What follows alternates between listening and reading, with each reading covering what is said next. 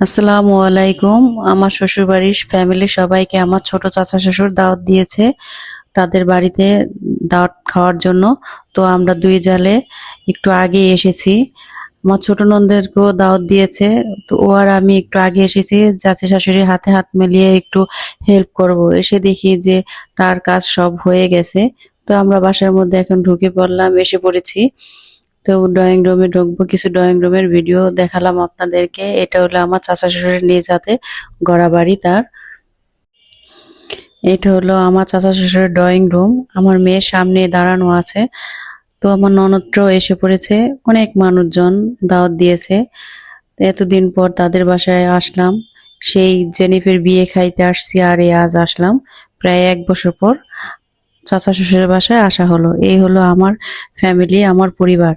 তো আপনারা সবাই আমার ফ্যামিলির জন্য, আমার পরিবারের জন্য দোয়া করবেন। তো সবাই ভালো থাকবেন, সুস্থ থাকবেন। আজ এই পর্যন্তই ভিডিও দিলাম। নেক্সট আরো ভিডিও আছে এ বাড়ির, তো দেব। তো সবাই ভালো থাকবেন, সুস্থ থাকবেন এই কামনা করেই ভিডিওটি শেষ করছি। আল্লাহ হাফেজ।